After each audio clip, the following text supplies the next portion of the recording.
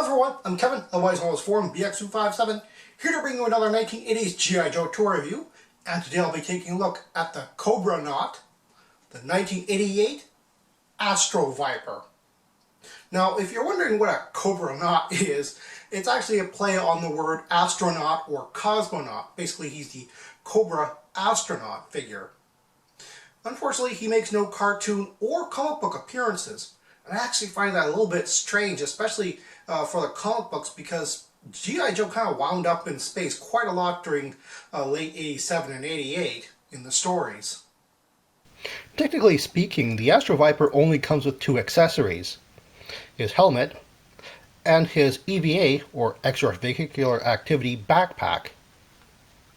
However, the backpack was made out of 7 pieces. Originally, you would have had to have put this together yourself, as it came all separated in the on the card. We'll just remove it for a better look. Unfortunately, this giant backpack does make the figure a little back heavy. And as you can see, the control arms on both sides are adjustable to adjust to wherever the figure's arms happen to be, and to get out of the way in case that's you want to put the figure on just straight on like that. And on the top here, one of which is popped out, are the laser guns. Again, these are separate pieces, and they're just hooked onto the this top portion by pegs. And we have hoses as well, these standard G.I. Joe hoses. This one's about 3 inches long on both sides. And again, they're just pegged in. And the main body is pretty much called the Jetpack, with these nozzles on the bottoms being the propulsion thrusters. I guess these little fans here would be forward thrusters as well. And the other item, of course, is the helmet.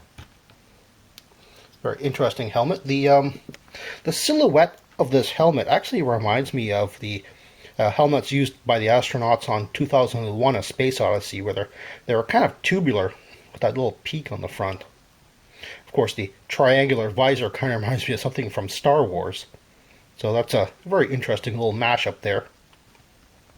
Another interesting, very Cobra style choice is, of course, having this red on here.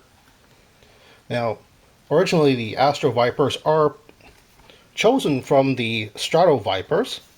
Those are the Night Raven pilots, and they have red and gray on them as well.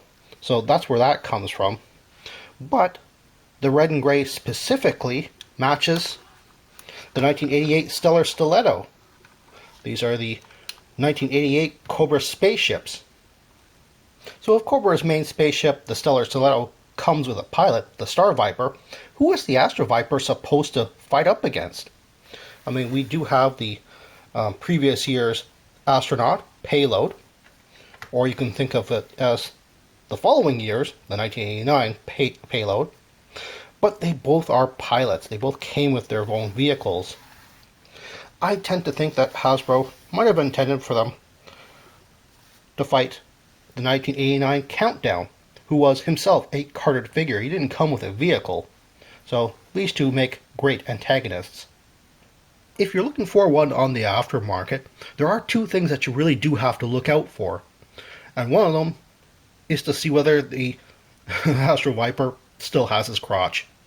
Yeah, even in the late 1980s, they still have a problem with crotches breaking off, and this guy's a real bad one for that. I'm not quite sure why, but it is really hard to see the gray plastic, especially because it's all wrinkled up, in photographs sometimes, so it's something that you should really pay attention to. The other thing which breaks off this figure are the pegs on his backpack. These pegs here. Whoops. The pegs on the laser guns are fine because the laser guns are made of a more flexible material. But the plastic on the actual backpack itself is very rigid. Unfortunately, it is kind of a silvery plastic, so with all this detail around here, photographs often take a head-on photograph of this, and it's hard to see whether these pegs are broken off. You just have to make sure that either the seller has taken another angle of the photo, or just ask the seller whether those pegs are still on there. If you are planning to army build this guy and want a bit of variation, you would think that I would suggest the 1993 Star Brigade Astro-Viper, which is basically just the same figure and helmet. But that figure was done in kind of a bright green, and he didn't come with a backpack. So I actually kind of wouldn't recommend him. He might be good as a vehicle driver, however. But as a cool variant, I would say to track down the 2001 Shadow Viper. I think this makes a much better variation. You can treat this guy as maybe a Astro-Viper officer, or maybe even Cobra Commander's personal spacesuit. He's just as easy to find as the original Astro-Viper, and comes with all the same accessories, although his laser guns were black instead of silver.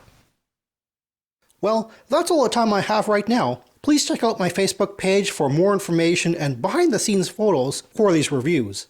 Thank you for watching this video, and stay tuned for next time to see another 1980s G.I. Joe toy review. See you then!